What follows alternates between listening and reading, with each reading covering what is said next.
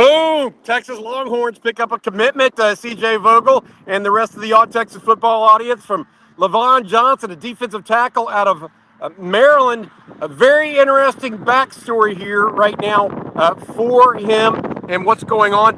Earlier today, Johnson was said to have signed with the University of North Carolina, but now he's said to have signed with the University of Texas. Johnson was on a visit to the University of Texas beginning yesterday. Big-time commitment, another big interior defensive lineman. It makes 4 now, CJ, for the Longhorns in this transfer portal, beginning back in the fall, obviously during the winter transfer portal episode. What are your thoughts here on Texas getting big Lavon Johnson? Yeah, they needed to address the defensive line, and getting Lavon Johnson does just that, right? You know, you've talked about finding run stuffers, finding guys that can clog lanes to allow for linebackers to spill over the top, to find ways to get the edges to crash into the run support as well. Right now, Lavon Johnson does a pretty good job of that, right? I just put out a clip on Twitter of him stuffing the run a few times. You see it there, 6'3", 310 pounds, Bobby. That's not necessarily a guy that you see over the nose, right? We see Texas with Travis Shaw, Cole Brevard, more of that body type around 325, 330 over the nose. But Lavon Johnson has some versatility to him, and I'll go through some of his snap count from a year ago. How about 40 snaps over the nose? He has 77 in the B gap and 45 over the tackle. So we've seen Texas use Byron Murphy at times over the tackle. We saw Alfred Collins and Vernon Broughton be moved over tackles as well. It provides some versatility. And when we talk about this front seven and how many weapons they'll have, well, Lavon Johnson's going to be another one that they can kind of mix and mash across that front seven, just like you would a normal chess piece. Yeah, I look at it, CJ, and I'm sensing that Texas wanted somebody, a big body on the interior. It'll be interesting now if they still go forward with even more on the defensive front. You just never know, given Steve Sarkisian and General Manager's Brandon Harris's penchant for trying to fill needs in a very strong way. But I think that more than anything, this is a big pickup on top of a guy that they brought in, by the way, earlier this week in Jack Indries, another portal prospect, this one from University of California, the tight end, visited Texas. There's been pictures come up online of him at Texas beginning on Wednesday of this week. It looks like he is not expected to take any other official visits this weekend, at least. That's the Cal tight end. But what do you make of this idea that Johnson here is signed with both Texas and North Carolina? I kind of wonder if it, in the day and age of the transfer portal, it even matters anymore.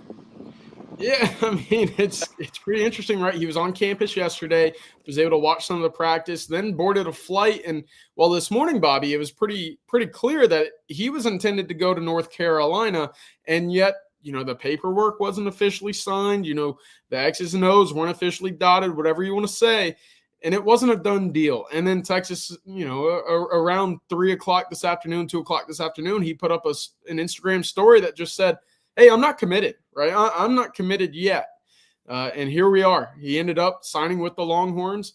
That, of course, has been reported by Matt Zenitz. You see it down on the bottom of the screen currently. But it's interesting because in the world of the portal, and you never know how quickly things might move, all of a sudden, what you think might be a done deal elsewhere is now in your favor, and you have yourself a fourth defensive lineman if you're at the University of Texas. I have to say that if this was a guy that Texas desperately wanted, they weren't going to let him leave campus without that signature, and evidently here we are. Well, it's very interesting, too. You talk about the University of North Carolina. One of the transfer portal folks that Texas grabbed in the portal was from North Carolina as well, and that's Travis Shaw. He's been around and working with the team this spring. And then you also have guys, CJ, like Hero Canoe, as well as Cole Brevard. Art Blake Monroe, as well as you and Jerry and myself have all heard really, really strong reviews thus far on Cole Brevard. Of course, true sophomore Alex January also expected to play a big role in that rotation. But this is a big commitment because you and I both know, CJ, Texas needs guys on the interior. They're graduating heavily. they're losing 5 guys, excuse me, on that interior, plus Sadir Mitchell, who left at midterm to go to LSU. Yeah, let's talk about that real quick, Bobby, because I think it's really interesting. You might look at the statistical, box score for Lavon Johnson and say, all right, maybe not, a guy that's going to fill the stat sheet. And that's okay, right? From that interior defensive line spot, for what Texas has around him in that front seven, you just need him to clog lanes. Make sure that there aren't, gaping holes in there in that running game for opposing offensive lines. What you're looking at is you can't have a Clemson front seven if you're the Texas Longhorns next year, right? And I mean that in terms of what Texas was able to create in the college football playoff at DKR. Lavon Johnson clogs lanes. Again, I was able to go through a little bit of his tape just now, earlier this afternoon. He gets to where he needs to go. He moves very well for his size, Bobby, and he disrupts, right? Again, the stat sheet doesn't light it up. It's not going to scream, big time talent, but I do think that there is very much some value for him in this Texas defense. And it's going to be interesting to see what that rotation turns into. Because to your point, we've heard that the Texas front seven, especially in some outside zone today, or this spring, has been doing very solid. Well, I was going to say, and add to that, he also did not play in every game this year. So he was either injury or something had him sidelined for a little bit. He was actually fairly productive, had good games against Penn State and Iowa, I believe, where he had a number of tackles. My take on this is more of the same. And I'll tell you where I'm coming from, CJ, and I know we've talked about it, is, Texas is just a smart recruiting outfit, a very strategic recruiting outfit. I mean, as soon as they went in the portal, Jack Indries was on campus at the University of Texas on Wednesday night. As soon as they are able to come on campus, Lavon Johnson is on campus the day after he it becomes available.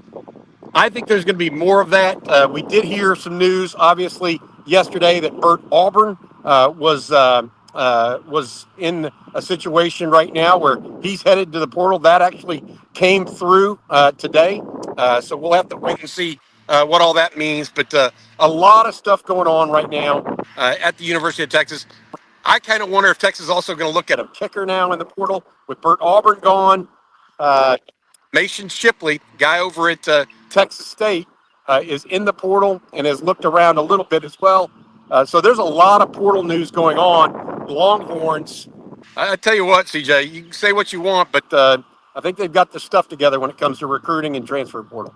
Yeah, at this point, they deserve all the credit, right? They deserve, the benefit of the doubt when it comes to approaching the portal, whether it be this year, whether it be 2024, whether it be 2023. They're precise and they're accurate and they act very quickly.